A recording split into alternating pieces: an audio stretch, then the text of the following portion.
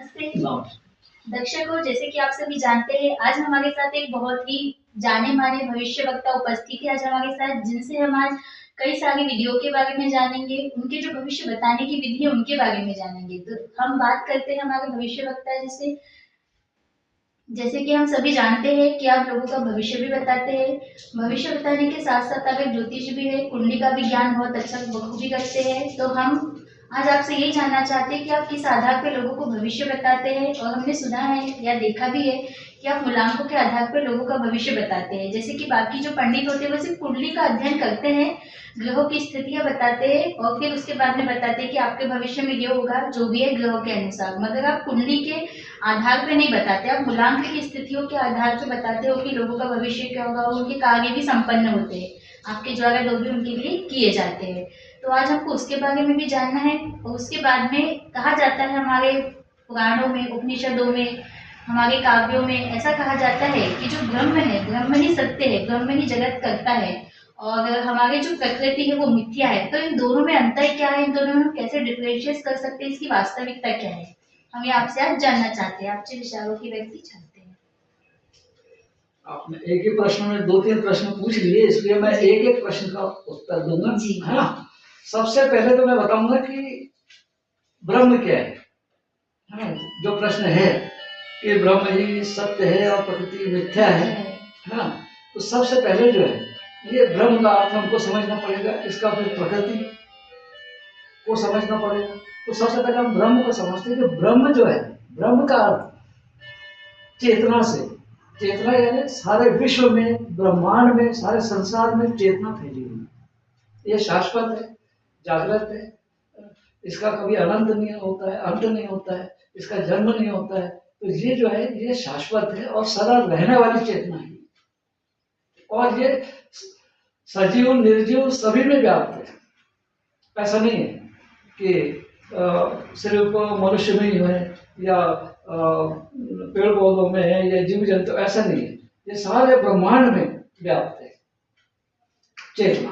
तो ब्रह्म का अर्थ होगा चेतना। अब इसमें जो है ये, इसके लिए हमको उन वाक्यों को समझना पड़ेगा, वेदों के 4 महावाक्य। जैसा कि हम सभी जानते हैं या बहुत कुछ जानते हैं कि हिंदुओं के जो शास्त्र हैं वो 4 वेद हैं, ऋग्वेद, यजुर्वेद, अथर्ववेद और सामवेद। ये जो 4 वेद हैं, तो इन 4 वेदों के 4 महावाक्य जो है वो प्रतिपादित हुए हैं।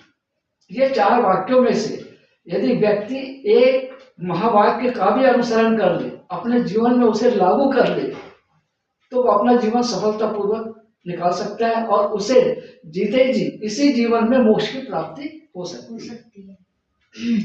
तो हम समझने के लिए एक जैसे ऋग्वेद, तो ऋग्वेद जो है, ऋग्वेद का महावाक्य है प्रज्ञानम ब्रह्म। ऋग्वेद का महावाक्य क्या है? प्रज्ञानम ब्रह्म। अब प्रज्ञानम ब्रह्म का मतलब कि ब्रह्म ही ज्ञान है, ब्रह्म ही ज्ञान है। तो सबसे पहले मतलब अगर ब्रह्म को अगर हमको जानना है तो हमको ज्ञान को प्राप्त करना पड़ेगा। बिना ज्ञान के ब्रह्म नहीं हो सकता। फिर दूसरा जो वेद है, ऋग्वेद के बाद आपका सामवेद आता है, ऋग्वेद का यजुर्वेद। तो यजुर्वेद का जो महावाक्य है वो है अहम ब्रह्मास्मि। अहम ब्रह्मास्मि, अहम ब्रह्मास्मि यानी मैं ब्रह्म हूं। अहम ब्रह्मास्मि यानी मैं ब्रह्म हूं। उसके बाद में आता है आपका सामवेद, है ना। तो सामवेद का जो महावाक्य है, सामवेद का जो महावाक्य है वह है अयम आत्मा ब्रह्म। अयम आत्मा ब्रह्म। तो अयम आत्मा यानी यह आत्मा ब्रह्म है। तो ये 4 जो वेद हैं, चारों वेदों के महावाक्य है और इन महावाक्यों का सबका अर्थ एक ही है। सबको अलग अलग विधि से समझाया गया है, लेकिन अंत में अगर देखेंगे तो सबका मूल अर्थ जो है एक ही है कि जीवन में अपने जीवन को सफल कैसे बनाएं, अपने जीवन में मोक्ष कैसे प्राप्त करें। जैसे कि लोग कहते हैं कि मृत्यु के बाद ही मोक्ष प्राप्त होता है ना। लेकिन ये धारणा एकदम गलत है। मनुष्य अपने जीवित रहते हुए मोक्ष को प्राप्त कर सकता है और सभी प्रकार के सुखों और आनंदों को भोग सकता है। ठीक है, तो हम इसमें से जो 4 महावाक्य जो है, इसमें से हम कोई भी एक महावाक्य ले लेते हैं। जैसे यजुर्वेद, यजुर्वेद का जो महावाक्य है वो अहम ब्रह्मास्मि। क्या है? अहम ब्रह्मास्मि। ब्रह्मास्मि। अब अहम, अहम का मतलब क्या हुआ? मैं। और मैं का मतलब इस शरीर से नहीं है, ये शरीर के अंदर जो आत्मा है उससे, शरीर से नहीं है। अहम मतलब मैं, और मैं को लेकिन हम जनरल भाषा में, साधारण भाषा में जो कहते हैं मैं का मतलब मैं शरीर से लगाता हूँ, है ना। तो मैं का अर्थ जो है वो कैसे? मनुष्य की आत्मा से। अहम ब्रह्म, ब्रह्म जो है ये किसी सूरत में या मूर्ति में या बसने वाला या निवास करने वाला किसी देवी देवताओं से संबंध इसका नहीं है। ब्रह्म किसी देवी देवता के शरीर में या मूर्ति में या कहीं ऐसा निवास नहीं करता है, क्योंकि ब्रह्म जो है वो तो सर्वव्यापी चेतना है। ब्रह्म जो है, ब्रह्म का अर्थ ही चेतना है, वो सर्वव्यापी है। वो किसी देवी देवताओं में या मूर्तियों में, जो मंदिरों की मूर्तियां बनी है उसमें है, या किसी जो शरीर जिन्होंने धारण किया है जिन्हें देवी देवताओं ने, उसमें है क्या? तो ये जो है ये धारणा सब गलत है। ठीक है, तो और तो ब्रह्म जो है ये क्या है? सर्वव्यापी चेतना। अब अहम, अहम मतलब मैं मतलब मेरी आत्मा जो मेरे अंदर आत्मा है। ठीक है, और अस्मि, अस्मि मतलब जहां ये ब्रह्म और आत्मा, मैं यानी मेरे शरीर की आत्मा, और ब्रह्म यानी जितना भी आंखों से दिख रहा है ये सब ब्रह्म जो चेतन स्वरूप है, जिसमें चैतन्यता है, जो चेतनता मेरे में है वही ब्रह्मांड में है। तो वो चेतना और मेरी आत्मा ये दोनों जब एक हो जाते हैं तो ये दोनों मिला के परब्रह्म बन जाते हैं। ये दोनों मिला के क्या होते हैं? परमात्मा हो जाते हैं। ये दोनों मिलके परमेश्वर हो जाते हैं। अब प्रश्न ये उठता है, अब इसके लिए हमको, अब वैसे जो इसमें ब्रह्म के विषय में, अब ये ब्रह्म जो है ये हम एक तो आंखों से देखने वाले हैं जो दृष्टा है, जो दृश्य है ना, और एक अदृश्य ब्रह्म है जो हमारे भीतर है। तो जो बाहर है वही हमारे अंदर है, और हर व्यक्ति के अंदर आत्मा में। ठीक है, बाकी हम इन चीजों को कहाँ देखते हैं? बाहर की ओर देखते हैं। अब अगर हम बाहर से अगर देखते हैं, प्रकृति को देख रहे हैं, तो प्रकृति में जो है इस चैतन्यता को जो है, जो ब्रह्मांड में जो चैतन्यता है, उस चैतन्यता को 12 प्रकार की जो नेगेटिव एनर्जी, नकारात्मक शक्तियों ने जकड़ के रखा है। क्या किया उन्होंने? इस चैतन्यता को 12 प्रकार की, जो भी 12 प्रकार की नकारात्मक जो शक्तियां हैं उसने उसको जकड़ के रखा। अब ये 12 प्रकार की जो नकारात्मक शक्तियां हैं ये कौन सी? तो ये जो ब्रह्म ज्ञान यही है। ब्रह्म अहम ब्रह्मास्मि, अहम मतलब मैं ब्रह्मास्मि, मैं ब्रह्म हूं। तो ये जब अहम और ब्रह्म ये दोनों एकाकार हो जाते हैं, ठीक है, तो इसी से जो है ये परब्रह्म बन जाता है। अब ये जो हम कह रहे हैं कि 12 प्रकार की जो चैतन्यता जो हम आंखों से देख रहे हैं, ये प्रकृति को जो देख रहे हैं, ये 12 दोषों से जो है या 12 विकारों से इसने इसको ग्रसित करके रखा। तो जो व्यक्ति इन 12 विकारों को का अंत कर देता है, ये इससे बाहर निकाल, ये एक प्रकार का चक्रव्यूह है। क्या है ये? चक्रव्यूह है जो 12 विकारों से घेर के रखा है, और उसके अंदर चेतना है। अब जो भेदना जानता है वो तो उसको भेदते हुए वहां तक पहुंच जाएगा, और नहीं तो वही उलझ जाएगा। तो इस चक्रव्यूह को भेदना जो है, इसी का नाम है ज्ञान, ब्रह्म ज्ञान, प्रज्ञानम ब्रह्म, इसी का नाम है प्रज्ञानम ब्रह्म। इसी का नाम है अहम ब्रह्मास्मि, मैं ब्रह्म हूं। अर्थात जो व्यक्ति इन 12 विकारों का नाश कर देता है उसको परब्रह्म की प्राप्ति होती है, उसको मोक्ष की प्राप्ति होती है। लेकिन इन 12 विकारों में से निकलना बहुत कठिन है, बहुत कठिन है, क्योंकि ये 12 विकार जो है ये हमको अपनी ओर खींचते हैं। यानी विकार जो है ये हमारी आत्मा को खींचते खींचते हैं और हम उन्हीं के अनुसार काम करते रहते हैं। अब ये 12 विकारों का जो विश्लेषण है, जो 12 प्रकार के जो मैंने विकार बताए हैं, इसमें एक एक करके पूरे 12 विकार कौन कौन से आएंगे और इनका अंत होना आवश्यक। ये जो 12 विकार है, असल में हम इनको क्या समझते हैं कि यही हमको सुख प्रदान करने वाले हैं। हमारी अज्ञानता क्या कहती है कि ये जो प्रकृति से जो उत्पन्न हुए हैं 12 विकार, 12 विकारों का जो इनसे भी जो संक्षिप्त रूप इनका दिखना है वह है काम, क्रोध, मद, लोभ, मोह और अहंकार।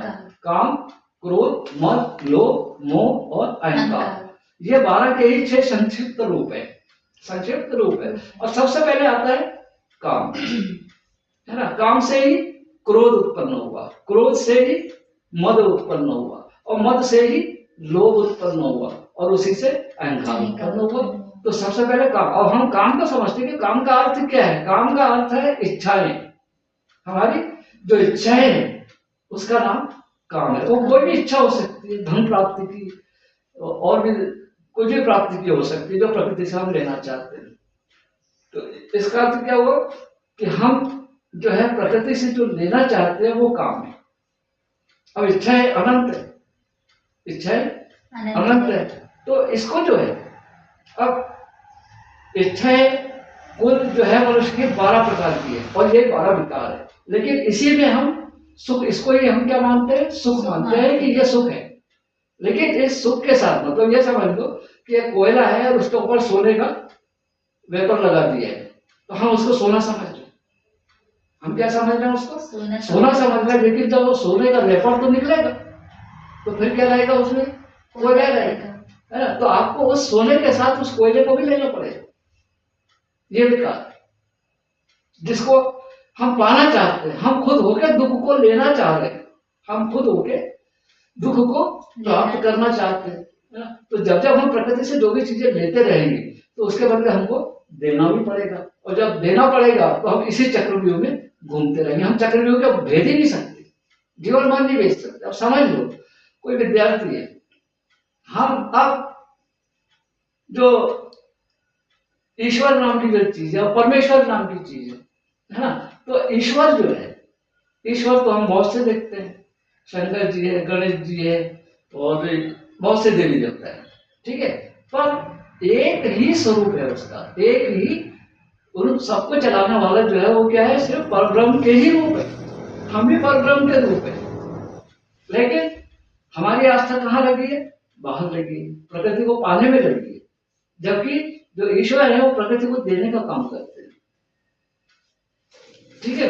अब ये ईश्वर जो है, ईश्वर किसको कहा गया, जिन्होंने ये 12 प्रकार का जो नेगेटिव एनर्जी है इसको भेद दिया है, इसको भेद दिया है। और भेदने के बाद ये 12 प्रकार के जो विकार है वो उनके नियंत्रण में आ गए।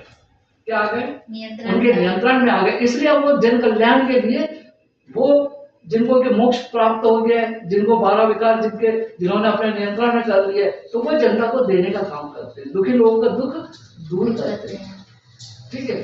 अब कोई गणेश जी, कोई शंकर जी कहते हैं कि इनमें ज्यादा पावर है, उसमें ज्यादा पावर है, उसमें ज्यादा पावर है।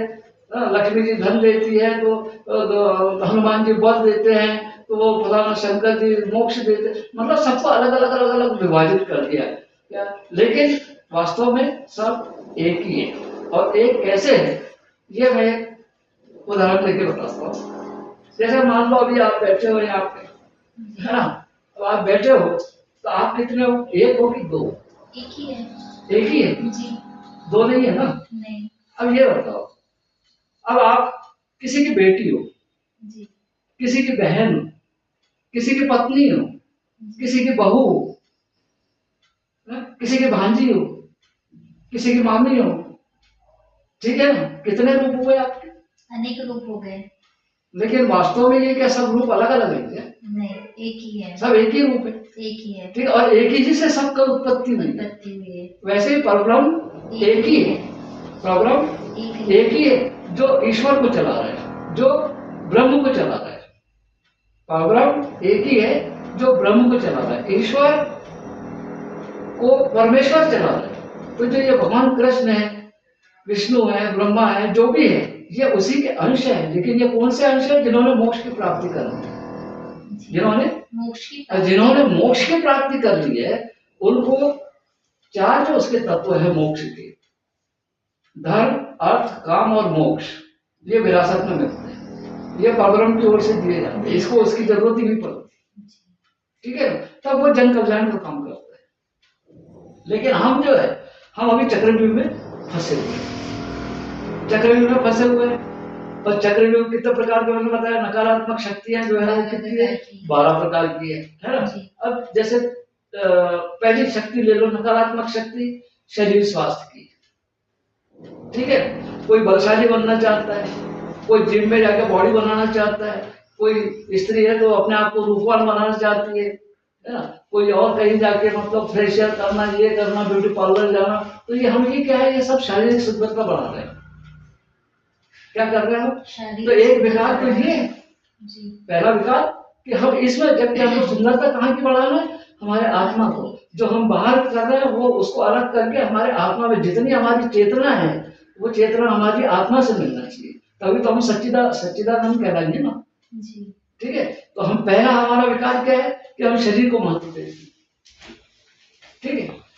और अगर शरीर को हम महत्व दे रहे हैं तो ये विकार जो है, ये जबकि हम ये जानते हैं कि शरीर नष्ट होने वाला है, ये तो नष्ट हो जाएगा, ठीक है। अब कोई लेडीज अगर मेकअप भी करती है कहीं जाके, तो थोड़ी देर का रहता है, उसके बाद तो फिर सब साफ हो जाता है, ठीक है। तो ये एक तो पहला विकार ये है कि ये विकार जो है मनुष्य को अपनी ओर आकर्षित करता है, चाहे पुरुष हो चाहे स्त्री हो, और उसमें हम सुख अनुभव करते हैं, हम उसमें सुख अनुभव करते हैं, ठीक है।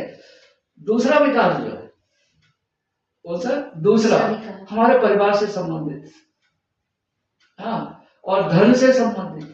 हमारा आकर्षण कहाँ रहता? परिवार कहाँ से मिला हमको? प्रकृति से मिला। धन कहाँ से मिला हमको? प्रकृति से मिला। तो ये दूसरा विकार है कि हमारा आकर्षण, हमारा जो मन है, जो हमारी बुद्धि है, जो हमारी आत्मा है, वो काय में लगी हुई है? परिवार में लगी हुई है। काय में लगी हुई है? धन में लगी हुई है, धन में लगी। हम तो धन को प्राप्त करना चाहते हैं, हम परिवार से स्नेह मोह वगैरह प्राप्त करना चाहते हैं, हम अपने परिवार के लिए करना चाहते हैं जो भी, ठीक है। तो दूसरा विकार ये वो। तीसरा पराक्रम का, पराक्रम यानी वीरता की हमको जरूरत पड़ रही, क्योंकि हम प्रकृति में हैं। प्रकृति में मतलब यदि कोई हमसे बलशाली है तो हम उसको परास्त करने के लिए हमको अपने आप को बली करना पड़ेगा, बलशाली बनाना पड़ेगा, ताकतवर बनाना पड़ेगा, ताकि हम उसका संघर्ष कर सके, उसको पराजित कर सके। तो वीरता कहाँ से आई? प्रकृति से आई। थोड़ी सी कल्पना करो कि मैं जगत में पूरा अकेला हूं, कोई दूसरा नहीं है, किसको वीरता बताओ? किसको वीरता बताओ? किसी को नहीं। तो ये वीरता कहाँ से आई है?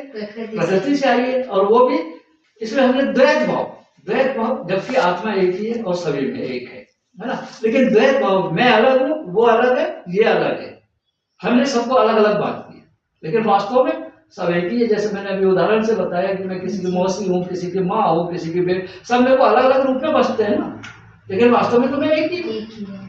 तो जो परब्रह्म जो है वो एक ही है, और ये उसी के रूप है जिनको मोक्ष प्राप्त हो गया।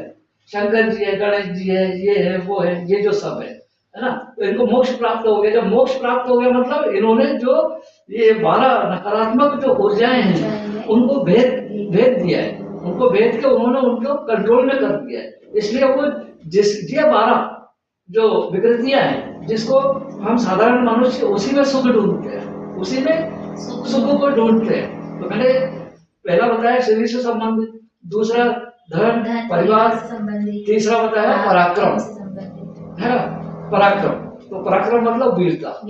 तो हमको वीरता बताने के लिए जो है वो अपने आप को शक्तिशाली बनाना पड़ेगा। अब चौथा आता है सुख का, माता का, ये भी एक विकार।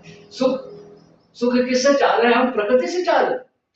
जब तक हम जब तक प्रकृति से सुख चाहेंगे तब तक हमको जन्म मृत्यु के चक्र में बार जन्म और मृत्यु करना पड़ेगा, ठीक है। तो सुख हो गया। अब सुख जो है, सुख हम कहाँ का सुख देख रहे हैं? बाहरी सुख, जो कि क्षणिक है, वो शाश्वत नहीं है, वो सदैव रहने वाला नहीं है। थोड़ा सुख देगा तो उसके बदले दुख भी देगा, क्योंकि हम प्रकृति से सुख मांग रहे हैं। इसी के साथ आता है वाहन है, भूमि है, कृषि है, ठीक है। तो ये सब जो चीजें ये कहाँ है, ये प्रकृति की चीजें। तो प्रकृति से हम जितना सुख लेंगे उतना ही उसके साथ हमको दुख भी लेना पड़ेगा। उसके बाद में पांचवा आ जाओ इस प्रकार से। पांचवे में हमको विद्या है, बुद्धि है, संतान है, तो ये सब प्राकृतिक चीजें, हम इनको भी प्राप्ति के लिए प्रयास करते रहते हैं जीवन भर। ठीक है। छठवा बीमार है तो उसका इलाज करते रहेंगे, शरीर का इलाज करेंगे, जबकि शरीर से हमारा और आत्मा का दोनों चीज अलग अलग है, एकदम जमीन आसमान का फर्क है। ठीक है। आत्मा हमारी अलग है, हाँ, और शरीर अलग है। आत्मा अलग है और शरीर, ये सब चीजें जो प्रकृति की जो जितनी भी आवश्यकताएं हैं, ये सिर्फ शरीर पर लागू होती है, आत्मा पर लागू नहीं होती है। जितना भी इन दो आंखों से देखोगे और आकृष्ट हो जाओगे, आकर्षण पैदा करोगे, वो सब चीजें जो है वो सब एक तो नश्वर है। दूसरी बात, सुख देंगे लेकिन थोड़े समय के लिए, उसके पीछे अपार दुख छोड़ के गए। जैसे मेरा 25 साल का लड़का है, जवानी में खत्म हो गया, उसकी शादी भी नहीं हुई, उसको नौकरी भी नहीं लगी, तो ये जीवन तो मेरे मरते दम तक रहेगा ना। मैंने सुख कितने साल का देखा 20-25 साल का, 18-20 साल तक की, जब तक लड़का जीवित था। पर वो दुख तो मेरे को जीवन भर भुगतना है, वो दुख मेरे को जीवन भर भुगतना है। क्या कि भाई फिर विचार ये आता है कि मेरे को तो लड़के के कंधे पे जाना है, मेरे कंधे पे लड़का जाता है, तो ये कहां से दुख आया? दुख कहां से आया? प्रकृति से आया ना। तो ये क्षणिक तो सुख है। लड़का का जन्म हुआ, हम बहुत खुशी मना रहे, पढ़ रहा है, अरे बहुत ठीक है, बहुत खुशी मनाई, इंजीनियर हो गया, डॉक्टर हो गया, ये हो गया, वो हो गया, बहुत आनंद मनाया। पर उसके पीछे जो दूसरा पहलू है उसका, उससे हम अनभिज्ञ रहते हैं।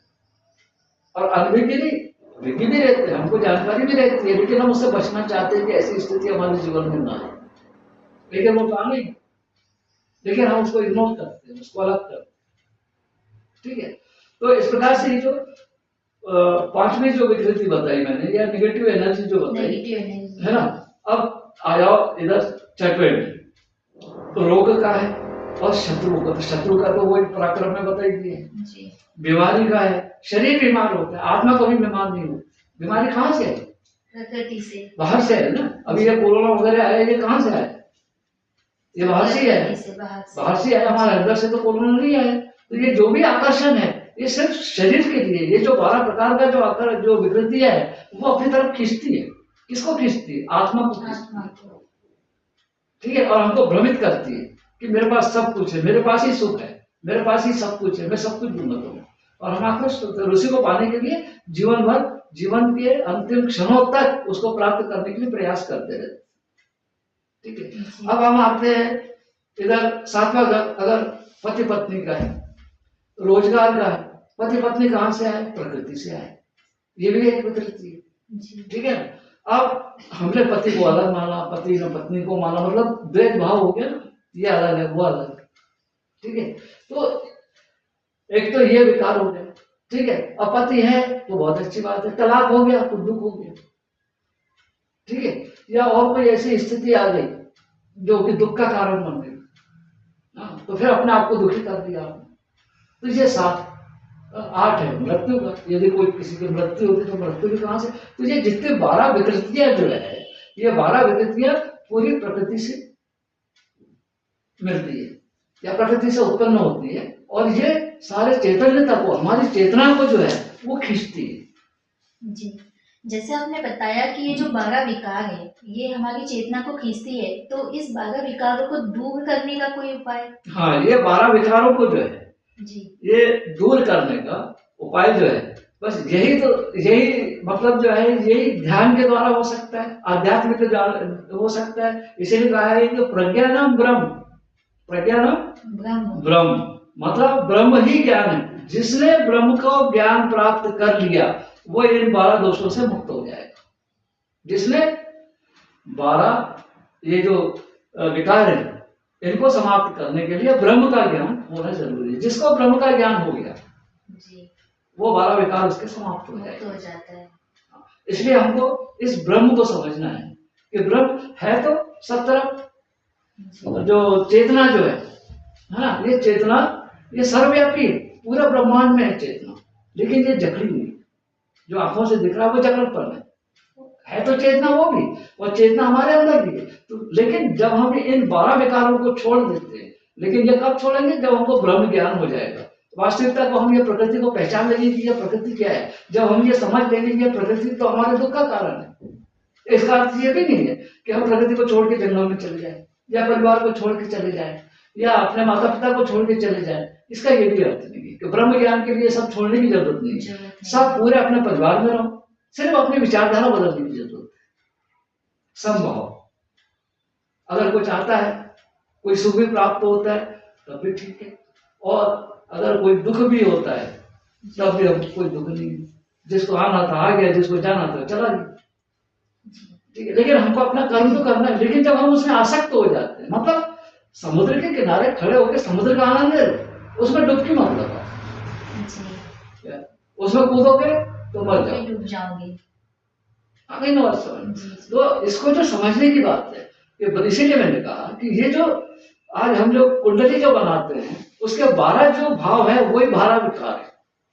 जो जन्म कुंडली जो बनाते हैं, जो उसके 12 भाव है वही विकार है। और वो विकार जो है वो हमको आकर्षित करते हैं, वो आकर्षित करते हैं, और लोभवश हम उसकी ओर भागते रहते हैं।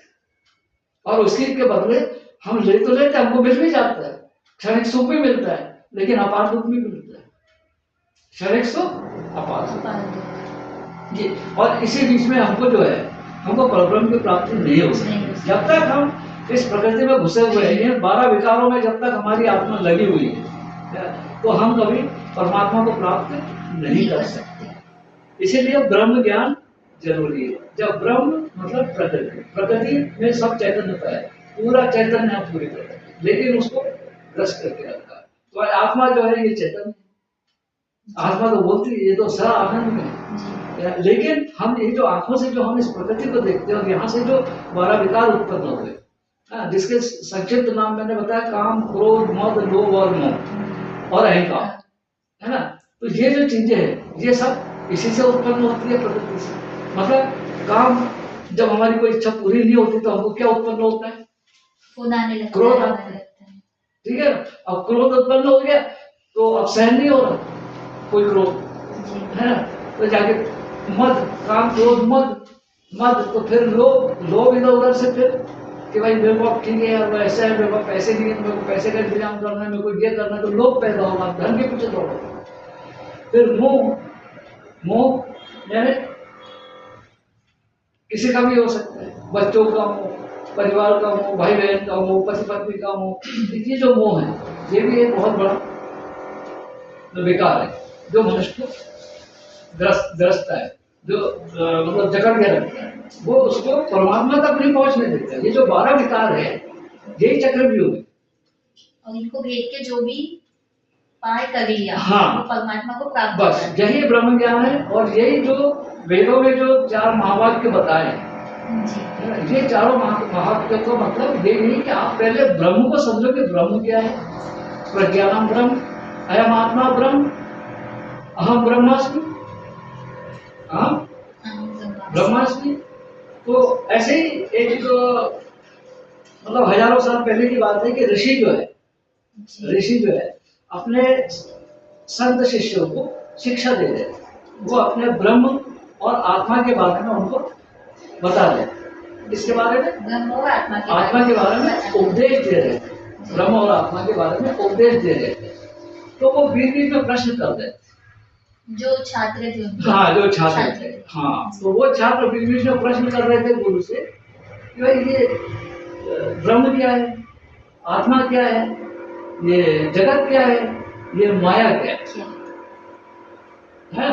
तो उन्होंने एक ही प्रश्न हल करने को कहा कि भाई ये सब प्रश्नों का हल जो है, मैं जो तुमको प्रश्न बता रहा हूँ उसका उत्तर खोज लो, तुमको ये सबके उत्तर मिल जाएंगे। उन्होंने कहा अहम ब्रह्मास्मि। क्या कहा? अहम ब्रह्मास्मि। क्या उन्होंने बहुत दिमाग लगाया पर उनको समझ में नहीं आया कि भाई अहम ब्रह्मास्मि क्या है ना। उसको समझ में नहीं आया। तो फिर उन्होंने गुरु जी से पूछा कि भाई गुरुदेव हमको बताइए अहम ब्रह्मास्मि का क्या अर्थ है, ये तो हमारे दिमाग से बाहर की बात है कि मैं ब्रह्म हूँ, यानी मैं तो शरीर हूँ, और मैं ब्रह्म हूँ मतलब शरीर कैसे ब्रह्म हो सकता है। फिर उन्होंने बताया कि भाई ये शरीर जो है, शरीर में जो आत्मा है जो तुम्हारे जीवित होने का प्रमाण है, जो जिससे तुमको सब क्रियाओं का अनुभव होता है, आंखों से देखने का अनुभव हो रहा है, कानों से सुनने का अनुभव हो रहा है, स्पर्श का अनुभव हो रहा है ना, भोजन से स्वाद का अनुभव हो रहा है। ठीक है, तो ये सब जो अनुभव जो हो रहा है, ये किससे हो रहे हैं? ये सब आत्मा से हो रहे हैं। ये अनुभव किससे हो रहे हैं? सब आत्मा से। ये आत्मा से हो रहे हैं। अब यदि आत्मा अगर शरीर में नहीं रहेगी तो ये शरीर का कोई अर्थ ही नहीं रहेगा। और ये आत्मा जो है, ये आत्मा को जो है, इसको देखना असंभव है, ये किसी को दिखती नहीं, क्योंकि ये निराकार है, निर्गुण है और सच्चिदानंद है, यही आत्मा है। ठीक है, तो अब अगर इसको, ये इसी प्रकार से काम करती है, जैसे मान लो एक पानी का गिलास लिया हमने, और पानी के गिलास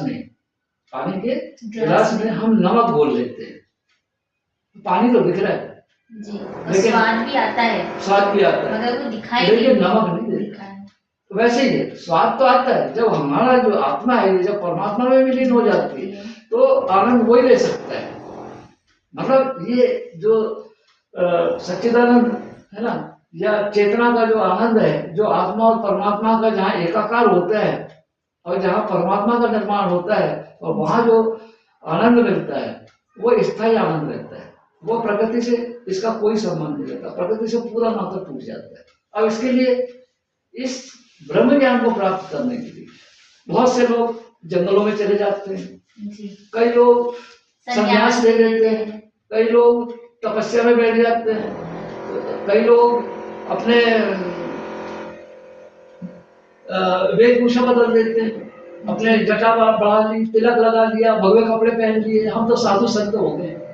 तो ऐसे लोगों को परब्रह्म नहीं मिलता। परब्रह्म तो हर स्थिति में कहीं भी प्राप्त होता है, क्योंकि सच्चिदानंद जो है, जो चेतना जो है, वो तो सर्वव्यापी है ना, सब जगह।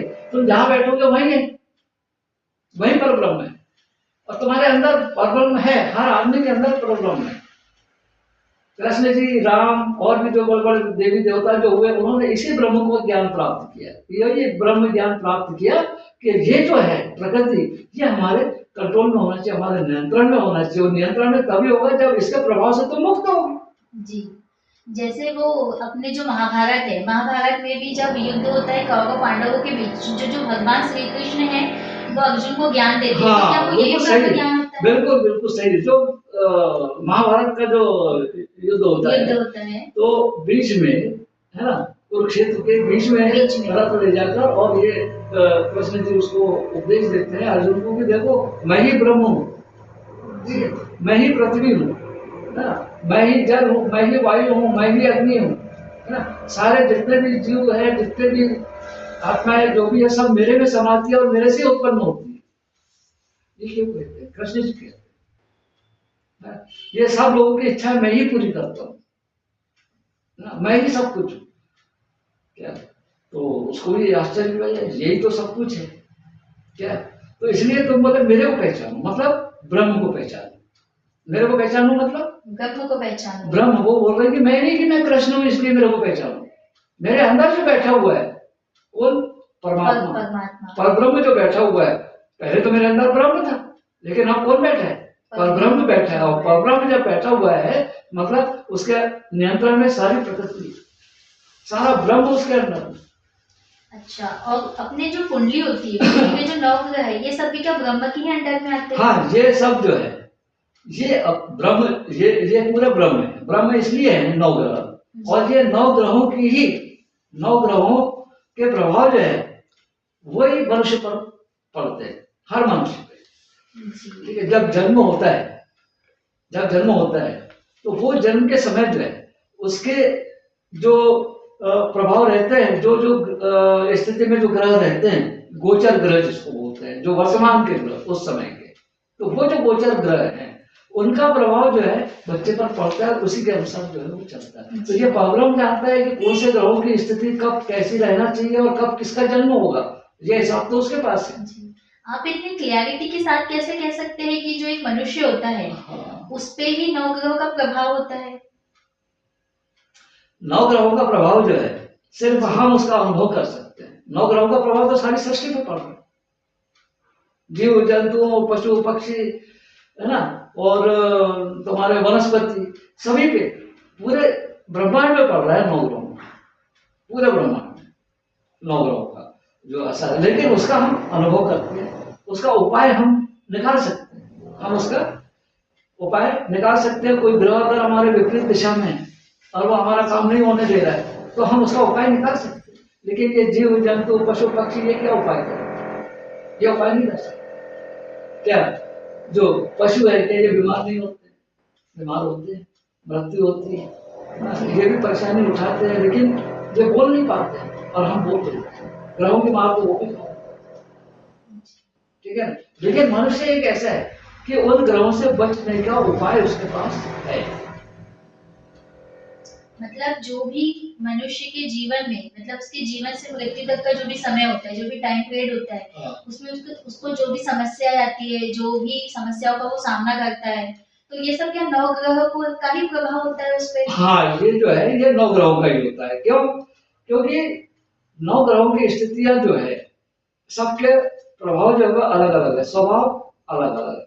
जैसे मान लो सूर्य प्रकाश देता है, तेजस्वी देता है, वो जीवन दान देता है, ठीक है ना। तो वो क्या है, मतलब तुम्हारा अगर अंधकार में अगर जीवन है तो उसको प्रकाश में बनाता है कौन? सूर्य। अब सूर्य अगर कुंडली के 6, 8, 12 जन आप घर में बैठ जाए तो वो तो अस्त हो गया ना। वो क्या हुआ? वो तो अस्त ही हो गया ना। तो तुम्हारे जीवन में तो जीवन भर अंधेरा रहेगा। सूर्य जो है वो प्रकाशवान, तुम्हारे जीवन में प्रकाश डालता है, ठीक है। और तुम्हारे जीवन को जो है वो प्रकाश में बना देते हैं, ठीक है। अब यदि वो तुम्हारे 6, 8, 12 में कुंडली के बैठ जाए, पाप घर में बैठ जाए, तो वो क्या माना जाएगा? अस्त हो गया, मतलब अंधेरा हो गया। या सूर्य के साथ अगर शुक्र बैठ जाए, शुक्र क्या है? भौतिक सुख देता है। ये जो तुम क्षणिक सुख की जो बात कर रहे हो, है ना, तो उसी के पीछे आज दुनिया दौड़ रही है। इस सुख के पीछे जो कुंडली के 12 घर है, उसी के पीछे दुनिया दौड़ रही है, ठीक है। तो ये अगर मान लो सूर्य के साथ अगर शुक्र बैठ जाता है या सूर्य की 7वीं दृष्टि शुक्र पे पड़ जाती है तो शुक्र अस्त, मतलब आपको भौतिक सुख नहीं मिलेगा। सूर्य के साथ शुक्र अस्त हो गया। शुक्र क्या देता है? भौतिक सुख देता है। भौतिक मतलब प्राकृतिक सुख देता है, मतलब कुंडली के 12 घर का सुख देता है शुक्र ग्रह, शुक्र ग्रह, है ना। तो अब अगर हमको मालूम है कि हमारा शुक्र जो है, शुक्र के कारण ही हमको ये समस्या आ रही है, तो मनुष्य क्या है उसका उपाय कर सकते हैं। जी, मगर इसके पहले आपने बताया जो कुंडलियां होती है, जो ज्योतिष लोग बनाते हैं, वो बिल्कुल गलत है क्योंकि वो 9 महीने बाद की बनाते हैं। और अभी अपन जो बात करें ग्रहों की, तो ये कौन से ग्रहों की बात करें? वो भी ग्रहों का ही अध्ययन करके बताते हैं। और अभी जो अपन ग्रहों की बात कर रहे हैं, फिर ये कैसे मतलब समस्याओं का समाधान बताते हैं? ये जो कुंडली जो बनाते हैं आज के समय में, बिल्कुल, तो ये जैसे टीवी पे, मोबाइल पे पूछ लिया जाता है या कोई बता देता है, तो हम ऐसे मोबाइल पे निकाल लेते हैं कि जन्म तारीख क्या है, जन्म समय क्या है, जन्म स्थान क्या है, ठीक है ना। अब जन्म तारीख जो हम लेते हैं ये हम जन्म होने के बाद का लेते हैं समय, मतलब 9 महीने तो गर्भ में बच्चा रहता है, उसके बाद जब उसका जन्म होता है तो हम वो तारीख लेते हैं। तो ये तारीख जो है ये सर्वथा गलत है। इसके आधार पर कोई प्रेडिक्शन नहीं निकाल सकते, इसके ऊपर कोई विश्लेषण नहीं कर सकते हैं, ठीक है। और इसके आधार पे निकाले गए विश्लेषण सब गलत है, ठीक है। लेकिन अब ठीक है, अब लोग अपना व्यवसाय चला रहे हैं, धंधा चला रहे हैं, तो उसमें अपने को किसी से विवाद नहीं है। लेकिन वास्तविकता यही है कि इस कुंडली के आधार पे आप कोई भी काम नहीं कर सकते जी, ठीक है। अब रहा सवाल कि मेरा जो अनुभव है, मैं जो कुंडली बनाता हूँ, मैं कुंडली से कोई काम नहीं करता। हालांकि कुंडली का पूरा अध्ययन भी करता हूँ, कुंडली बनाता भी हूँ, जिसने अगर बोला तो सब पूरा उसका लिख के भी देता हूँ, पूरे ग्रहों के फल वगैरह उसके दोष भी लिख के देता हूँ। लेकिन मैं उसके आधार पे कोई काम नहीं करता क्योंकि वो झूठी कुंडली है। मैं उस कुंडली को मानता हूँ जो ऋषियों, मुनियों, महर्षियों ने प्राचीन काल में या त्रेता युग में, द्वापर युग में, सती युग में जो कुंडलियां बनाई थी वो अपने तपोबल से बनाई थी। भगवान राम की कुंडली है, भगवान कृष्ण की कुंडली है, रावण की कुंडली है, कंस की कुंडली है। तो ये कुंडलियां क्या है? ये जन्म तारीख के आधार पर नहीं बनी है, ये तपोबल से बनाई गई ऋषियों मुनियों ने। और इसका हम अब उन लोगों को वो समय मालूम था कि गर्भ में प्राण कब प्रवेश हुए, किस दिन, किस समय, किस तारीख को, है ना। और वहां से उसका विकास बच्चे का चालू हुआ, 15 महीने के बाद में जन्म हुआ। तो ये किसको मालूम रहता था? वो ऋषि मुनियों को, जिनके जो मोक्ष को प्राप्त हो चुके हैं, ठीक है। और जिनको तपोबल प्राप्त हो गए, जिनको परब्रह्म की प्राप्ति हो चुकी है, वही निकाल सकता है, वही बता सकता है।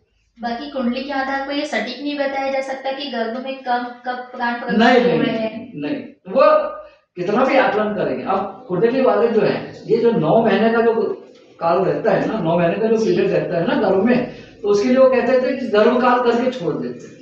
क्या बोलते हैं उसको? गर्भकाल के 9 महीने का गर्भकाल हमने छोड़ दिया। अरे तुम्हारे छोड़ने से कैसे छूट गए? उसमें क्या विकास नहीं हुआ क्या 9 महीने? बच्चा बड़ा नहीं हुआ? जब भी बड़ा हो गया वो बाहर आया। सीधी बात है, क्या गर्भ में बच्चा बड़ा नहीं क्या? आपने तो गर्भकाल करके छोड़ दिया। 8 महीने 10 दिन 20 दिन 9 महीने 1 दिन 2 दिन, जब जितना भी पीरियड हुआ, तो वो जन्म तारीख के पहले का समय जितना भी है, तो वो गर्भकाल में निकाल देते हैं कि यह गर्भकाल का समय है। यानी लोगों को बेवकूफ बना रहे हो आप।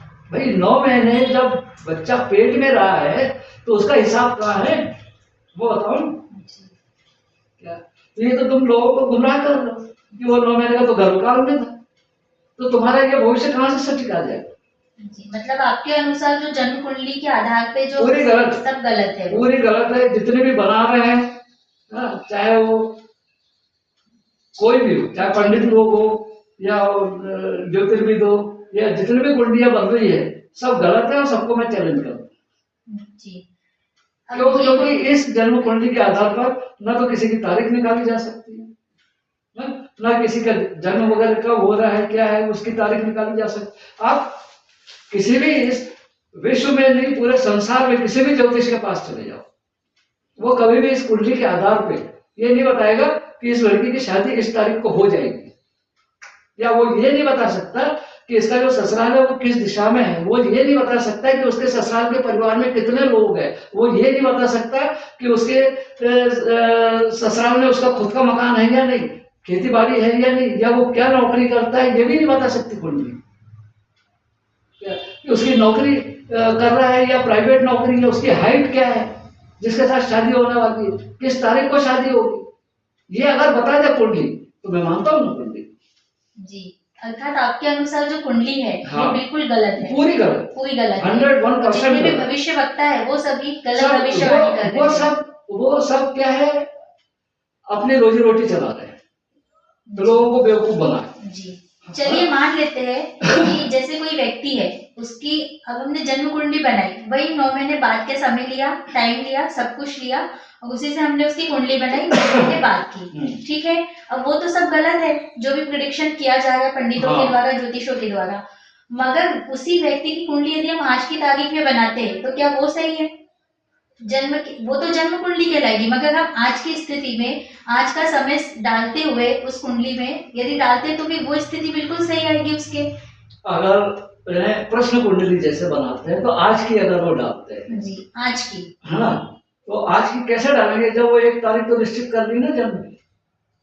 भाई जन्म तारीख तो निश्चित है ना जी, जन्म तारीख निश्चित है जी, और उसी को अगर हम प्रश्न कुंडली करके अगर डालते हैं, है ना, तो वो कैसा, जब वो कुंडली गलत है तो हर प्रेडिक्शन उसके जितने भी हैं सब रंग आएंगे, सब गलत आएंगे, नहीं आएंगे जी। कैसे बनाओगे उसको?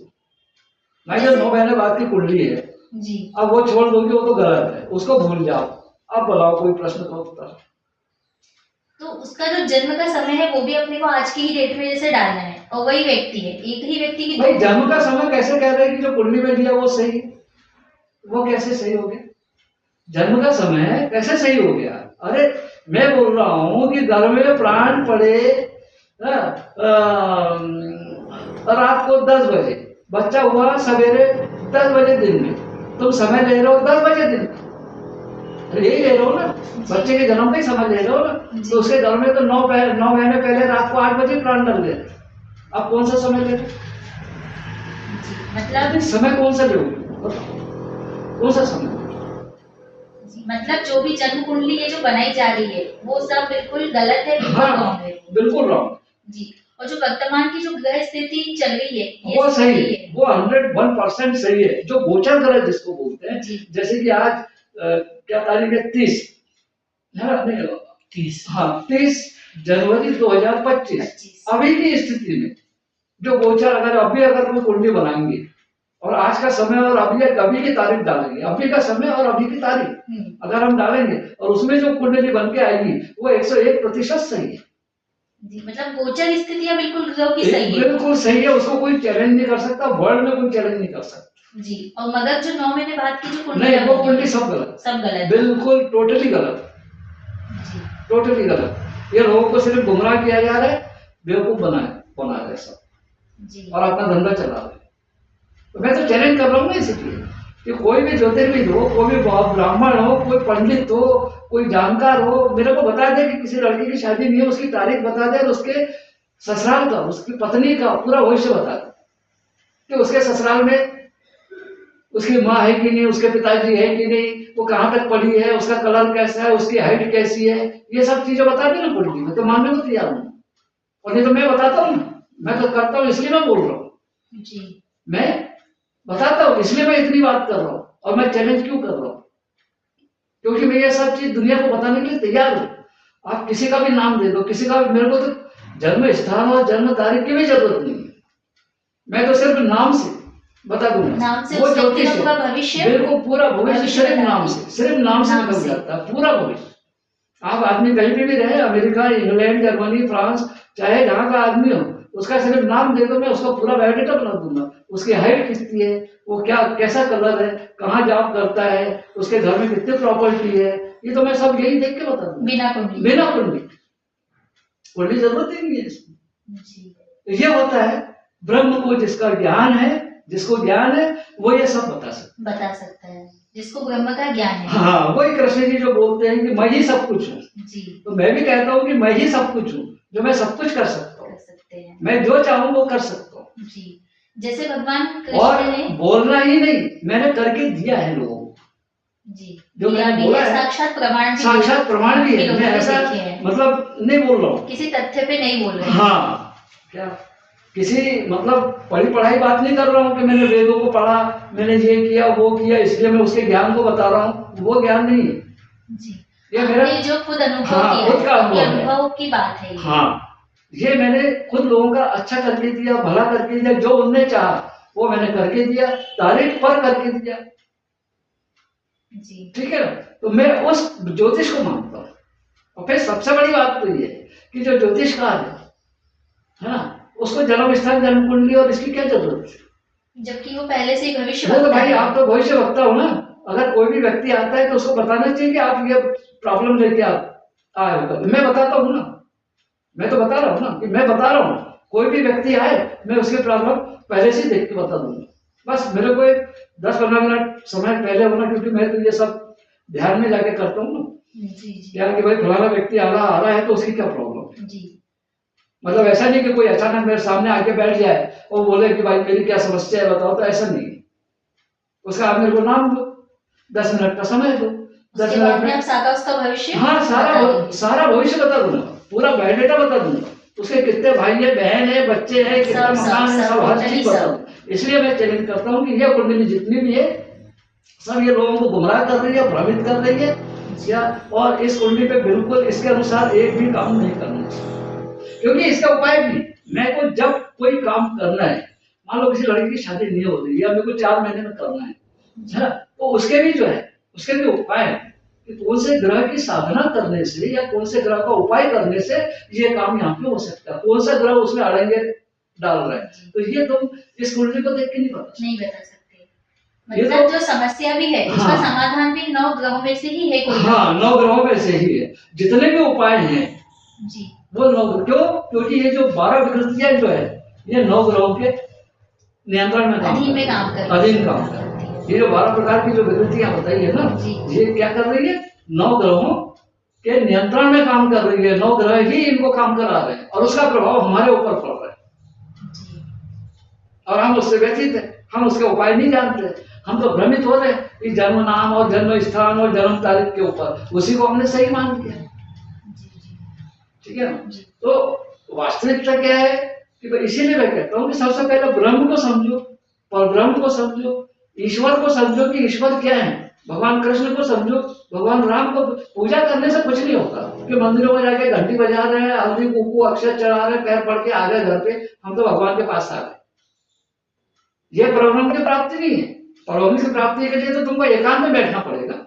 तुम जो भी तुम्हारे इष्ट हो उनका ध्यान करना पड़ेगा, ध्यान में जाना पड़ेगा क्या, और ध्यान में जाकर, और वो भी नियमित रूप से। ऐसा नहीं कि मैं एक दिन बैठूंगा मेरे को परब्रह्म की प्राप्ति हो जाएगी।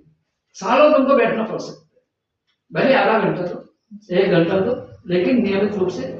किस समय परब्रह्म जागृत हो जाएगा वो तुमको खुद ही अनुभव हो जाएगा कि अब मेरे को परब्रह्म मिल गया। जिस दिन परब्रह्म तुमको मालूम प्राप्त हो जाएगा उस दिन ये जो 12 विकार, जो नकारात्मक जो ऊर्जा है, क्या ये तुम्हारे अधीन हो जाएगी।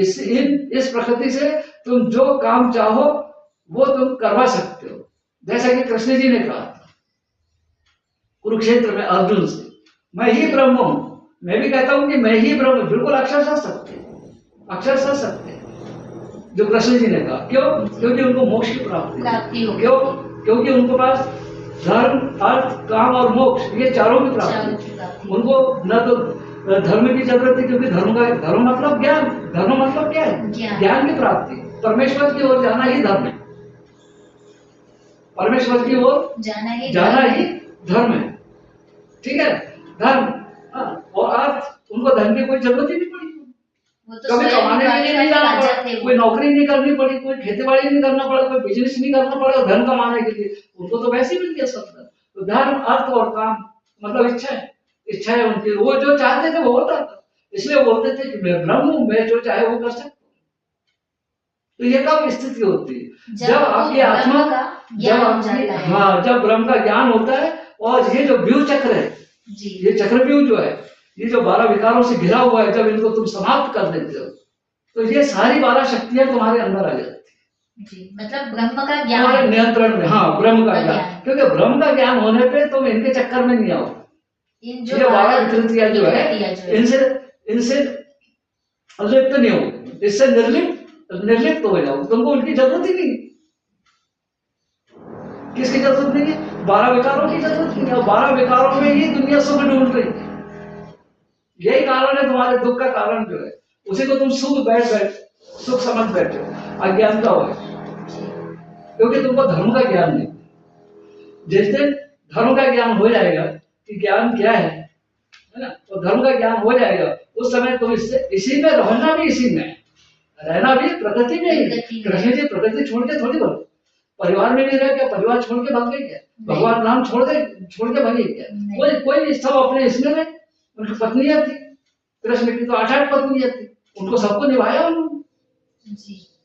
भगवान राम भी अपने परिवार में रहे, अपनी माताओं के साथ रहे, पिता के साथ रहे, और उनके भाइयों के साथ रहे। वो परिवार छोड़ के थोड़ी बात है। तो इनको भी तो चारों। लेकिन लोगों ने जो अलग धारणा बना दी कि हमने जटा बढ़ा दी, हमने तो भगवा वस्त्र धारण कर ली, लेकिन अंदर उनके कर्मों को देखो, रात में क्या करते। उनको समझना बहुत कठिन।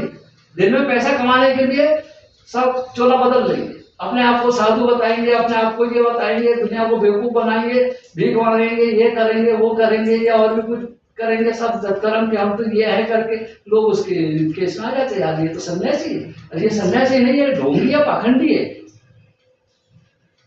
और ऐसे कई पाखंड फैले हुए हैं हमारे देश में। पाखंडों की कमी नहीं है। कई लोग पर्ची निकालते और पर्ची में लोगों का भविष्य लिख के दे देते हैं। कितने बड़े वाले महात्मा है, पहुंचे वाले महात्मा, बड़े आश्चर्य होता है। लोगों को कितना ठगोगे, कितना बेवकूफ बनाओगे। तो ये जो सब चीजें क्या, कोई किसी प्रकार से लोगों को बेवकूफ बना रहे, पाखंड फैला रहे। लेकिन वास्तविक ज्ञान जो है वो वेदों में ही छिपा हुआ है। और वेदों का जिसने अध्ययन कर लिया, वेदों का अध्ययन भी करने का मैं नहीं बोल रहा हूँ, सिर्फ जो 4 महावाक्य जो है, महावाक्य में से एक ही महावाक्य को आप समझ लोगे तो इस संसार को समझ लोगे और मोक्ष को प्राप्त हो जाओगे। और ये जो 12 विकार जिनको तुम अपना सुख समझ रहे हो, ये तुम्हारे अधीन हो जाएंगे और इनसे तुम जो चाहोगे वो तुमको प्राप्त हो सकता है जी। ये सब ब्रह्म ज्ञान के बाद, ब्रह्म ज्ञान के बाद में बस। इसीलिए प्रज्ञानम ब्रह्म जी। और जैसा कि एक वाक्य जी, जैसा कि एक वाक्य बोला जाता है कि जो ब्रह्म ही सत्य है। हाँ। तो ये ब्रह्म ही सत्य है, जगत मिथ्या है क्या? हाँ। ये जो ब्रह्म और जगत ये दोनों अलग अलग चीजें हैं, दोनों एक ही बात को मिक्सचर करते हैं। ब्रह्म जो है ये तो चेतना है, ये क्या है? चेतना चेतना है। हमारे अंदर भी क्या है? चेतना है। बाहर भी क्या है? जितना भी दिख रहा है सब में क्या है? चेतना है। लेकिन एक उसके साथ जड़ जुड़ा हुआ है। जड़ यानी ये प्रकृति, और इसने अपना गुण फैला दिया जो 12 नकारात्मक शक्ति है। ठीक है ना? तो अब ये जो चेतना जो है, ये चेतना तो सर्वव्यापी है। वही चेतना मेरे अंदर भी है, तुम्हारे अंदर भी है, इसके अंदर भी, उसके भी है, सब सारी दुनिया में, पूरे ब्रह्मांड में चेतना फैली हुई है ना? तो अब ये तो ब्रह्म। और जगत मतलब ब्रह्म क्या है? जो आंखों से नहीं दिख रहा, वो आत्मा है। कहा अहम ब्रह्मास्मि। अहम मतलब मैं, और मैं मतलब मनुष्य से नहीं है, मनुष्य के अंदर जो आत्मा बैठी हुई है उससे। और ब्रह्म का मतलब, ब्रह्म का अर्थ क्या है? इस जगत से। हाँ, इस जगत से। अभी मैं बता चुका हूँ ये कि ब्रह्म जो है, ब्रह्म चेतना स्वरूप है जो सब में व्याप्त है। चेतना स्वरूपा है। ठीक है? ऐसे कोई स्थान, कोई जगह नहीं है जहां व्याप्त नहीं है। ठीक है? सब जगह चेतना है, लेकिन वो चेतना जो है हमको आंखों से नहीं दिखती। ब्रह्म का जो है, ये आत्मा जो है हमको नहीं दिख रही। ये सब तरफ चेतना है, वो भी हमको नहीं दिख रही। देखिए, इसको जो है, ये जो 12 प्रकार की जो नकारात्मक जो शक्तियां हैं, वही प्रकृति है, वही जड़ है। और ये प्रकृति से जो आंखों से दिख रहा है, ये यहीं से उत्पन्न हुई है। चेतना तो हमको दिखती नहीं, आत्मा भी नहीं दिखती। तो जब ये चेतना और ये आत्मा, ये दोनों जब एक हो जाते हैं तो हमको परमात्मा की प्राप्ति हो जाती है। और ब्रह्म ज्ञान की प्राप्ति तभी होगी जब ये 12 प्रकार की जो नकारात्मक शक्तियां हैं, इनको मन, वचन और कर्म से त्याग दो। कैसे? मन, वचन और कर्म से त्याग दो जी। और रहना सब में जी, लेकिन निर्लिप्त रहना है। जैसे कमल का फूल कीचड़ में रह के भी कीचड़ के ऊपर रहता है, बस वैसे ही रहना है जी। तो जिसने ये ज्ञान प्राप्त कर लिया, वो ब्रह्म को प्राप्त कर लेगा। उसको ये 12 जो विकार है, इनसे कोई लेना ही नहीं है। काम, क्रोध, मद, लोभ, मोह, अहंकार, इनसे कोई अर्थ ही नहीं है। वो तो सब समाप्त हो जाता है। वो जो आनंद है, वो सच्चिदानंद का आनंद है। और वो आनंद, इस प्रकृति से आनंद तुम देखिए, 12 घरों जो 12 विकार जो बताए, या 12 कुंडली के भाव है, जितने भी भाव है, वहां से तुमको वो आनंद प्राप्त नहीं हो सकता है जो परमानंद से प्राप्त होगा। और एक बार जिसने परमानंद का आनंद ले लिया, वो इस आनंद को वैसे ही छूट जाएगा, ऑटोमेटिक ही छूट जाएगा। मतलब ब्रह्म ज्ञान का मुख्य उद्देश्य यही है। हाँ, मोक्ष पाना, परब्रह्म की ओर, आत्मा को परब्रह्म की ओर ले जाना। एक आत्मा वो है जो तुम बाहर की ओर आ रहे हो आत्मा को लेके, एक आत्मा वो है जो तुम्हारे अंतर्मुखी हो रहे हो। अंतर्मुखी होना मतलब ध्यान में जाना, साधना में जाना, है। इष्ट किसी को भी मानो, कोई भी भगवान को मानो, उसका वो नहीं है कि कोई मुसलमान भी हो सकता है, हिंदू भी हो सकता है, सिख भी हो सकता है, ईसाई भी हो सकता है, क्योंकि परब्रह्म एक ही है, निराकार है, निर्गुण है। निराकार है, निर्गुण है। वहां पाप है ना पुण्य है, सुख है ना दुख है, दिन है ना रात है, भूख है ना प्यास है, कुछ नहीं। वहां तो आनंद ही आनंद है। मतलब ब्रह्म जो है, ब्रह्म और ब्रह्म ज्ञान दोनों का मतलब यही है कि हम ये ब्रह्म मतलब इस ब्रह्म को समझो, चेतनता और ये प्रकृति जो आंखों से दिख रहा है और चैतन्यता, इन दोनों को समझने का है। और इनसे जो उत्पन्न 12 विकार हो रहे हैं उसको समझना है। तब हमारा ये ब्रह्म जो हमारा अभी जो आत्मा जो है इसमें फंसी हुई है, चक्रव्यूह में फंसी है, तब हमको इससे आजाद करना है इसको। जब हम इसको छोड़ देंगे तो हमारी आत्मा ऑटोमेटिकली परब्रह्म की तरफ जाएगी। मेरे को कुछ नहीं होना है तो कहाँ जाएगी? आत्मा तो जाएगी ना कहीं से कहीं। अभी हमारी आत्मा कहाँ लगी है? प्रकृति में लगी। जब ये वहां से सब छोड़ देगी तो कहाँ जाएगी हमारे पर? तुमको सिर्फ उसी का आनंद में फिर संतुष्टि रहेगी कि मैं कब बैठूं और कब मैं उस आनंद, ये परमानंद की जिसको प्राप्ति होती है उसको आज्ञा चक्र में जो है एकदम सफेद लाइट दिखता है जो जगमग जगमग जगमग ऐसे चमकते रहते हैं।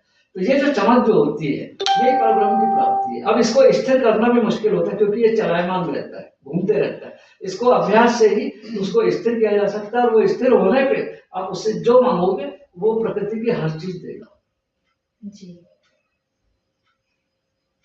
ठीक है, जो भी सुख चाहते हो प्रकृति, लेकिन प्रकृति का सुख अगर लोगे तो इसके साथ में तुमको दुख भी लेना पड़ेगा। बस यही ब्रह्म ज्ञान मिलेगा तो सब कुछ, लेकिन रिटर्न भी करना पड़ेगा। हाँ, रिटर्न भी करना पड़ेगा, उसके लिए भी तैयार हो। कहने का मतलब ये है, अगर बच्चा हो रहा है और खत्म होता है तो दुख मत मनाओ। यदि आता है तो खुशी भी नहीं है, और आता है तो खुशी भी मत मनाओ। और जाता है तो हाँ, भी नहीं मना। मैं अगर कार ले रहा हूँ तो खुशी तो खूब हो रही है यार, एक्सीडेंट भी उसका दूसरा भी पड़ रहा है, तैयार रखो कि एक्सीडेंट भी हो सकता है। जी जिसको मैं माँ कह रही हूँ वो माँ भी कभी खत्म हो सकती है, उसका दूसरा भी पड़ रहा है, तैयार रखो। जी देखो पिता बोल रही हो, पिता भी खत्म हो सकते हैं, तो मेरे को दुख होगा तो उसके लिए भी तैयार रहूं, आज नहीं तो कल हो नहीं है, क्योंकि मैं भी कोई अमृत पी के तो नहीं आया। नहीं नहीं, जिसने जन्म लिया उसकी मृत्यु तो निश्चित है। बस तो फिर हमको क्या करना है, हमको अपना कर्तव्य पूरा करना है। मतलब मनुष्य का ब्रह्म ज्ञान के बाद मनुष्य का कर्तव्य क्या रहता है, प्रकृति को देने का काम रहता है, प्रकृति से लेने का काम नहीं। ये एक ब्रह्म ज्ञान का विशेष महत्व है। आप प्रकृति को देने वाले हो जाएंगे, प्रकृति को देने वाले हो जाएंगे। जैसे राजा राम ने प्रजा को दिया, प्रजा को सब सुख दिए, इसमें वो राजा कह रहा है। कृष्ण ने, है ना, धर्म और अधर्म की, धर्म की स्थापना की। उनको कोई धर्म प्राप्त हुआ या उनको कौन सा उसमें लोभ था? नहीं, उन्होंने देखा जाए तो जन कल्याण का ही जन कल्याण का काम किया। तो मोक्ष का मतलब ये है कि जन कल्याण का। अब तुम बोलोगे कि मैं इसमें प्रकृति में भी रहूं, ठीक है, और मैं जन कल्याण का भी काम करूं, तो दोनों काम तो एक साथ नहीं हो सकते, क्योंकि कहीं ना कहीं तुमको ये जो 12 जो विकार है ये आपको जकड़ लेगा। इसलिए ये 12 विकारों को पहले, अभी इतने आसान भी नहीं, बहुत जमे वाले हैं, बहुत गहरे हैं जी। जो 12 विकार है इनको खोद के निकालना भी संभव नहीं है, इसलिए ये तो बार बार अभ्यास करने से ही संभव हो सकता जी। तो इस ब्रह्म जो है, इस ब्रह्म के अनुसार अपने को अपना मानव जीवन कैसे जीना चाहिए? हाँ, ये ब्रह्म के अनुसार जो है, हाँ, हमको अपने परिवार में रहना, हमारे परिवार को छोड़ना तो है नहीं, ठीक है। हमारा जो कर्तव्य है वो हमें, तो ब्रह्म ज्ञान यही बताता है कि हमको कर्तव्य करना सिखाता है, अपना दायित्व तो निभाना सिखाता है। कर्तव्य करना, मेरा माँ के प्रति क्या दायित्व है, पिता के प्रति क्या दायित्व है, मेरा पति के प्रति क्या दायित्व है, मेरे सहेली के प्रति क्या दायित्व है, मेरे पड़ोसी के प्रति मेरा क्या दायित्व है। तो ये मतलब दायित्व मतलब देने वाला काम, लेने वाला काम नहीं। मतलब अपने ऊपर जो मैं अपनी ओर से क्या दे सकता हूँ, बस उनको अपने को मेरा कर्तव्य क्या है, मेरा कर्तव्य क्या है, मेरा दायित्व क्या है, बस इस बात को ध्यान में रखें। उनसे कुछ अपेक्षा न करें प्रकृति से कि मेरे को इनसे कुछ मिलना है, चाहे माता हो, पिता हो, पति हो, भाई हो, बहन हो। और ज्यादातर आजकल ऐसा देखा जाता है कि मनुष्य जो भी काम करता है, जो भी कर्म करता है, उससे बस पहले वो यही सोचता है, कर्म करने के जस्ट पहले भी उसके माइंड में यही थॉट आता है कि यार मैं करूंगा तो ऐसा हो जाएगा क्या, मैं यहाँ पैसा लगाऊंगा तो मेरे को डबल मिल जाएगा क्या। हाँ। यही सब उसके माइंड में चलते रहता है, मतलब वो फ्री मन से कुछ भी काम नहीं करता। यही तो विकार है ना। असल में वास्तविकता क्या है कि हमारे तो पूरे जन्मों के कर्मों के अनुसार जो है वो हमको फल मिल चुका है।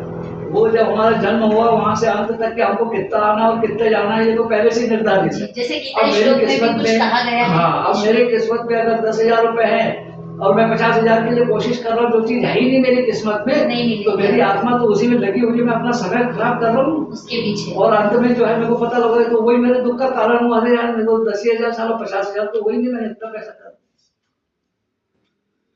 तो ये जो है कर्म फल, कर्म फल का भी त्याग करना पड़ता है। हम चाहते हैं ना कि भाई मैं पढ़ाने जा रहा हूँ तो मेरे को पैसे मिलना चाहिए, कर्म करो लेकिन फल की इच्छा मत करो, फल छोड़ दो। दे तो ठीक, नहीं दे तो ठीक, क्योंकि हमने किसी अपेक्षा से किसी को पढ़ा रहे, ठीक है ना। अब मान लो उसने पैसे नहीं दिए तो हमको दुख हो गया, यार उसने तो पढ़ लिया और पैसे नहीं दिए, तो हमको दुख का कारण हुआ नहीं। तो निस्वार्थ भाव से कर्तव्य करो, देखो पढ़ाना है इसलिए मैं पढ़ा रही हूँ, देना नहीं देना ये तो ईश्वर के हाथ, परमेश्वर के हाथ है। ये तो जमात तुम्हारी किस्मत का जितना होगा वो तो तुमको देगा जी। मतलब हमको हमारा जीवन भी इस तरह ही जीना है। हाँ, बस निस्वार्थ कर्तव्य, निस्वार्थ कर्म, कर्तव्य और दायित्वों को निभाते हुए, और उसमें लिप्त मत हो किसी में कि किसी से अपेक्षा है, उपेक्षा नहीं रखना। ये जो 12 प्रकार के विकार है जी, है ना, तो कुंडली के जो है समझ लो, जन्म कुंडली में जो 12 विकार है उसमें मैं विकार ही बोलता हूँ उसको। लोग उसको पाने के लिए कोशिश करते हैं जीवन भर, सभी प्रयत्न करते हैं। किसी को धन नहीं है, किसी को कोई बीमार है, कहीं कुछ है, किसी को बलशाली बनना है, पराक्रम करना है, वीरता दिखाना है, तो ये सब जो ये मैं इसको विकार बोलता हूँ, ये सारे विकार, ठीक है ना। तो इन विकारों में जो है ये फंसा रहता है इंसान, और जिंदगी भर मनुष्य जो है ये उसी के पीछे काम करते करते और खत्म हो जाता है, उसको मोक्ष की प्राप्ति नहीं होती। अब उसको फिर दूसरे जन्म में जाना पड़ता, ठीक है। अभी जैसे मोक्ष ये समझ लो कि जब कोई 12वीं पास हो जाता है तो उसको मोक्ष की प्राप्ति हो जाती है। क्या होता है?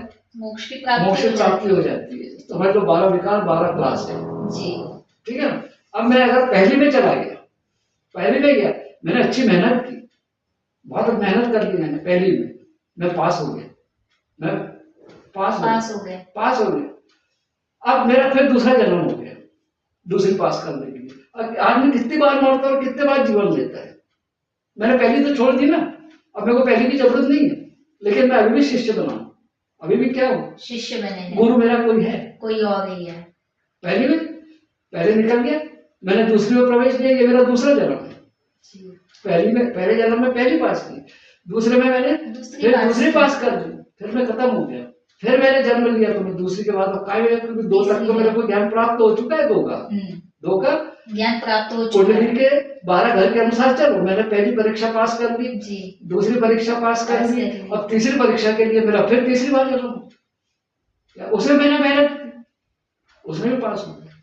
फिर मेरा चौथा जन्म हुआ, चौथी चला गया, फिर मेरे को वहां सुख भी, मैंने सुख के लिए कोशिश की, वाहनों के लिए कोशिश की, खेती बाड़ी मेरी बढ़ना चाहिए उसके लिए कोशिश की, वो भी आ गया मेरे पास, वो भी आ गया, ठीक है, पास हो। फिर मैं मर गया, फिर मेरा दूसरा जन्म हुआ, फिर अब मैं अब कौन से घर में जाऊंगा, विद्या बुद्धि और संतान की कमी है अभी मेरे में, क्योंकि अभी तक मेरी शादी भी नहीं हुई, ठीक है, बच्चे भी नहीं हुए, ठीक है, और मेरे को जो ब्रह्म ज्ञान होना चाहिए, विद्या मतलब ब्रह्म ज्ञान भी प्राप्त नहीं हुआ, तो फिर मैं चला गया। तो फिर मैं कहा में गया, 5वीं में गया, 4 जन्म तो मेरे गए। तो ये 4 जन्म में जो मैंने मेहनत की, मैं पास हुआ, लेकिन 6वीं में जो 5वीं में जो है ना, 5वीं में फेल हो गया, क्योंकि मैंने पढ़ा ही नहीं, 5वीं में फेल हो गया। अब फेल हो गया तो मैं क्या अगला जन्म मिलेगा क्या मेरे को? नहीं, 5वीं फिर से देना पड़ेगा, 5वां फिर से, तो फिर जन्म लो, तो फिर 5वां तुमको जन्म लेना पड़ेगा ना, उसके लिए नहीं लोगे, उसी जगह पे तुमको फिर जन्म लेना पड़ेगा। बिल्कुल सही, ठीक है ना जी। तो अब मैं एक ही बार 5वीं निकला ही नहीं, मैं 4 बार फेल हो गया, 4 जन्म हो गए मेरे। फिर 5वें जन्म में थोड़ा यार मैंने अभी सारा इतना तो मैंने पढ़ लिया, इसके बाद भी पास नहीं हो रहा हूँ, तो वो पिछला तुम्हारे साथ है थोड़ा बहुत, फिर मैंने कोशिश की और मैं पास हो गया, 5वीं पास हो गया, तो फिर मैं 6वीं में गया। तो इतने जन्म तो मेरे बेकार गए, बेकार हो गए, वेस्ट हो गए, फेल हुए, मतलब अपना साल खराब हो जाता है, तो मेरे को मोक्ष कहां से मिलेगा?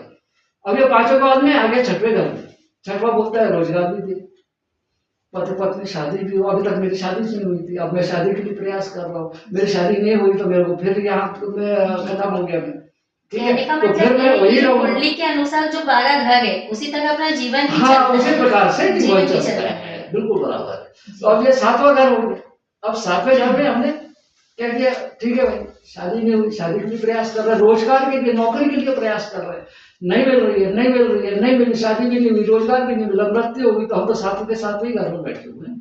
फिर वहां 2-3 जन्म निकल गए, फिर 8वें घर में गए, फिर 9वें घर में गए। तो इस प्रकार से जो है हम पूरे 12 घर तक जाने में हमको बहुत समय लगता है। यही विकृतियां है, यही विकृतियां जो मनुष्य को जन्म मृत्यु के चक्रव्यूह में फंसा के रखती है, ठीक है। अब जो आदमी इससे निकल जाता है, यानी 12वीं तक के जो पूरी परीक्षा पास कर लेता है, उसको परब्रह्म मिल जाता है, वो 12 उसके अंदर में रहती है जी। वो उसने बोला क्या होना तुमको, मेरे को धन चाहिए, बिल्कुल वो दे देगा, धन के लिए व्यवस्था कर देगा। तो क्या होना, तुम्हारी शादी नहीं हो रही है, चलो ये तुम्हारी शादी हो जाएगी। चलो तुमको क्या होना, अरे बीमार है वो मेरी माँ, वो ठीक होना चाहिए, चलो ये हो जाएगा। किस चीज की जरूरत है, बच्चे नहीं हो रहे, हाँ ये लो, ये बच्चे हो जाएंगे, यानी उसके पास वो परब्रह्म नहीं, वो तो प्रकृति उसके अनुसार चल रही है। अभी तक हम प्रकृति के पीछे दौड़ रहे थे, ठीक है, दौड़ रहे थे, और वो दौड़ा नहीं थी, और वो ठीक है ये लो सुख, बाकी तुम्हें दुख भी लो, दौड़े भी, प्राप्त किया और फिर भी दुखी मिला, ठीक है। तो ये जो 12 प्रकार की जो विकृतियां हैं, ये 12वीं पास करने के लिए हमको बहुत जन्म लेना पड़ता है, 12वीं ऐसी पास नहीं हो जाती। और ये जो ब्रह्म है, ये जो ब्रह्म भगवान है, ब्रह्म जो देवता है, इनके मंदिरों भी कुछ ज्यादा देखे नहीं गए हैं अपने इंडिया में। हाँ। तो इसका कोई रीजन है कि इनकी ज्यादा पूजा भी नहीं होती है और इनके ज्यादा मंदिर भी नहीं बनाए गए। बाकी देवी देवताओं की तुलना में देखा जाए, जैसे शंकर जी है, उनके मंदिर हर आपको मोहल्ले में, हर गली में मिलेंगे, मगर जो ब्रह्मा जी है उनके मंदिरों के बारे में ना कभी सुनने में ज्यादा आता है, ना उनकी पूजा पाठ के बारे में कुछ आता है। तो ऐसा क्यों? देखो एक चीज है, सभी धर्म के लोग जो है